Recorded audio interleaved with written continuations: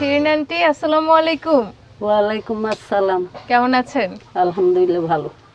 জি, আজকে তো আপনি আমাদেরকে সর্ষে ইলিশ রান্না করে দেখাবেন, তাই না? জি। আচ্ছা, তো দর্শক আজকে শিরিন আন্টির হাতে সর্ষে ইলিশ আপনাদেরকে রান্না করে দেখাবো, আপনারা কিন্তু ভালো করে দেখবেন। আরেকটা বিষয় হচ্ছে, ইলিশ মাছ দেখলে আমাদের যে জিনিসটা সব থেকে আগে মাথায় আসে সেটা হচ্ছে সর্ষে ইলিশ। আর সর্ষে ইলিশ হচ্ছে এমন একটা রান্না, মানে এমন একটা রান্নার রেসিপি যা পুরো বাংলাদেশে ধরতে গেলে ট্রেডিশনাল, তাই না? সারা জীবনও মনে হয় যে এটার পরিচিতি হচ্ছে শেষ হবে না, না? আদি আমল থেকে কিন্তু এই সর্ষে ইলিশ হয়ে আসছে। তো আজকে এই রেসিপি আপনাদেরকে দেখাবো, আপনারা আমাদের সাথেই থাকুন। তো আন্টি, প্রথমে কি লাগবে? প্রথমে মাছটা আঁশ ছাড়াবো, কাটবো। আচ্ছা,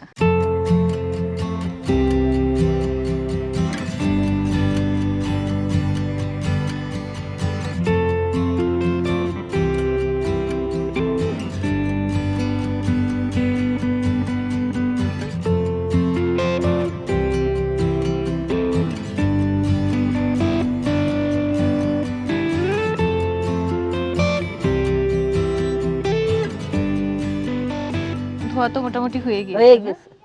আরো কি করতে হবে? না না না না, আচ্ছা, এখন উঠাবো।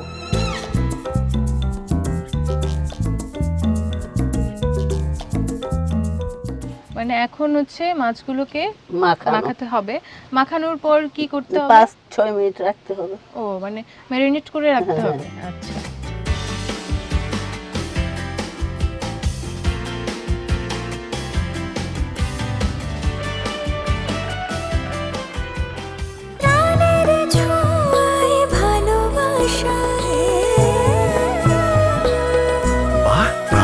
মশলা রান্নায় ভালোবাসার স্বাদ। এখন এটাকে মাখাবো মশলা দিয়ে। আচ্ছা, মাখানোর জন্য কি লাগবে? লবণ লাগবে প্রথমে।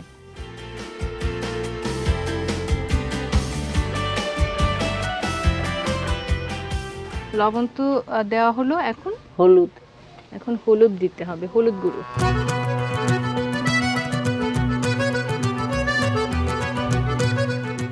শুধু হলুদ আর লবণ দিয়ে মাখাবো।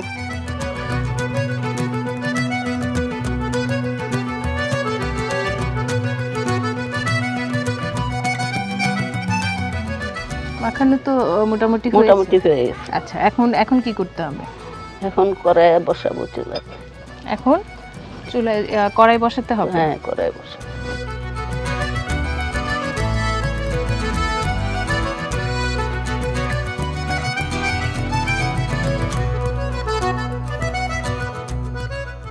এখন তেল দাও। এখন কি তেল দিবেন? তেল দিবে, সরিষার তেল।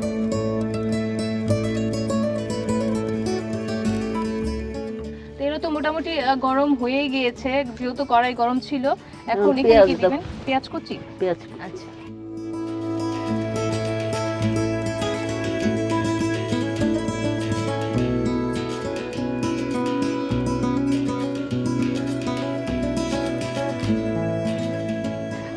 এখন কি দিতে হবে? এখন একটু লবণ, অল্প।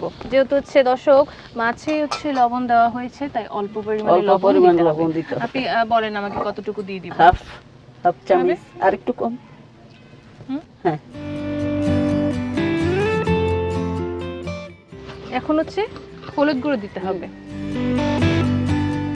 হলুদ গুঁড়োটা একটু ব্যালেন্স রেখে দিতে হবে, যেহেতু হচ্ছে মাছ ভাজাতে অনেকটা পরিমাণে হলুদ গুঁড়ো দেওয়া হলো। এখন জিরের গুঁড়ো, এই যে এখানে জিরে আছে।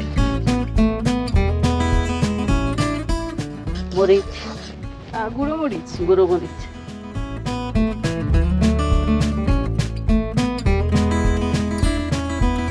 আন্টি, মরিচের গুঁড়ো দেওয়া হলো। এখন কি লাগবে? সরিষা গুলায় দিতে হবে।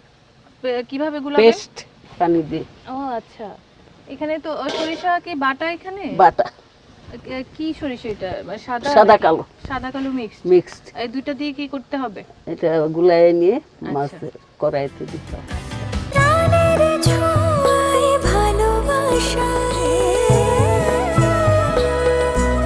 প্রাণ গুঁড়া মশলা রান্নায় ভালোবাসার স্বাদ।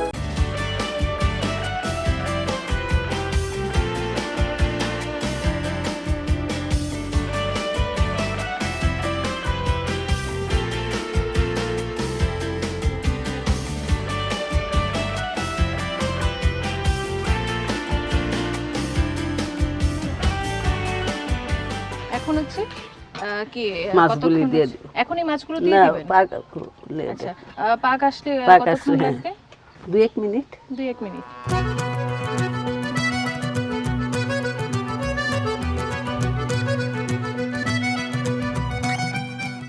এখন তো মাছগুলো দিবেন না? হ্যাঁ আচ্ছা এখন তাহলে মাছগুলো দিলে দিয়ে দেন দেখি।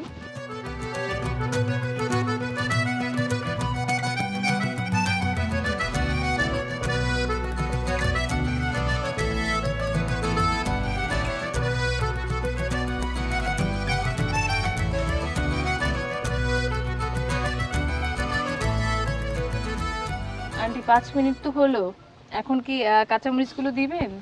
দিব উল্টাই দিতে হবে মাছগুলো। আমি কি উল্টিয়ে দিব? হ্যাঁ দাও। আচ্ছা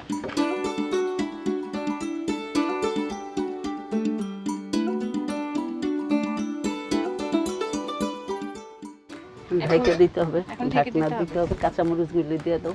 আচ্ছা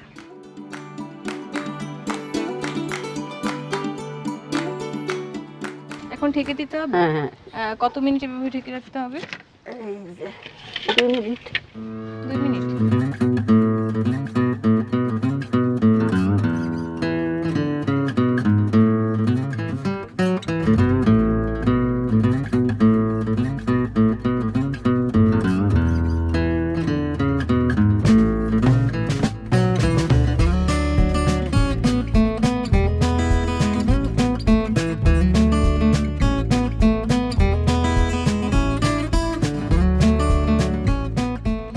এত সুন্দর স্মেল আসছে। হ্যাঁ হয়ে গেছে। হয়ে গিয়েছে? হ্যাঁ, খুলে উঠাও। দেখি তাহলে কি অবস্থা।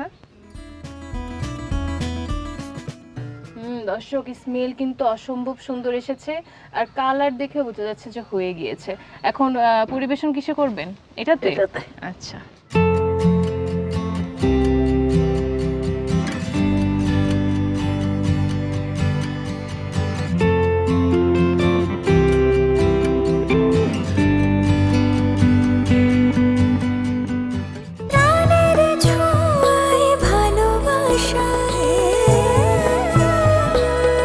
বাহ প্রাণ গুঁড়া মশলা, রান্নায় ভালোবাসার স্বাদ।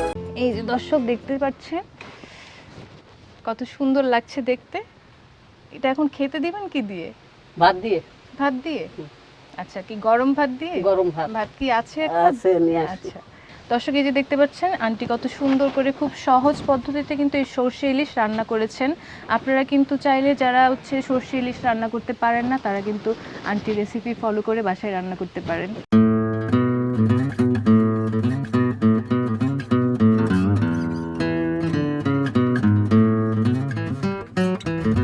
দর্শক আন্টি গরম গরম ভাত নিয়ে চলে এসেছে। আচ্ছা আপনি বসেন। আপনি যেহেতু এত কষ্ট করে রান্না করেছেন আমি আপনাকে পরিবেশন করে দিই। আমি আপনাকে পরিবেশন করে দিই।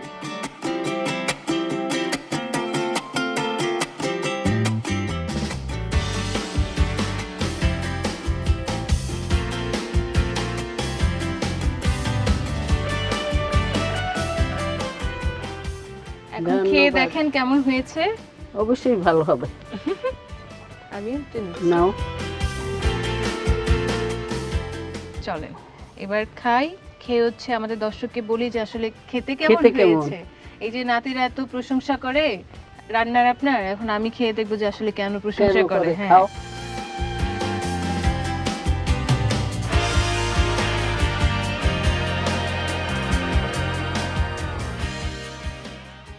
নাতিরা তো প্রশংসা করবে দাদির হাতের রান্না এত মজা, এত মজা, খুবই মজা হয়েছে।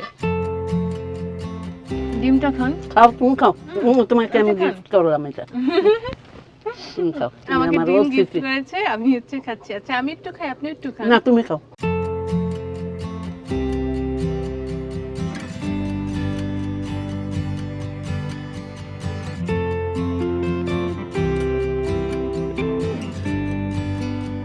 আন্টি এই যে খাচ্ছি মনে হচ্ছে যে আরো খেতেই থাকি কিন্তু খাবো তো তার আগে হচ্ছে আমাদের দর্শকদের কাছ থেকে একটু বিদায় নিই।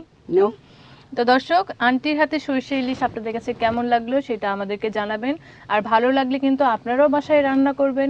আর আপনাদের রান্না করা কেমন হয়েছে সেটা আমাদেরকে কমেন্টস করে জানাবেন। আর ভালো লাগলে অবশ্যই শেয়ার করবেন, লাইক করবেন, আজকের মতো শিরিন আন্টি চুলার পাড় থেকে এখানে বিদায় নিচ্ছি। অন্য কোনো দিন অন্য কোনো জেলার অন্য কারো চুলার পাড়ে আপনাদের সাথে দেখা হবে। সেই পর্যন্ত আপনারা ভালো থাকুন, থাকবেন। সুস্থ থাকুন। খোদা আল্লাহ হাফেজ। হাফিজ।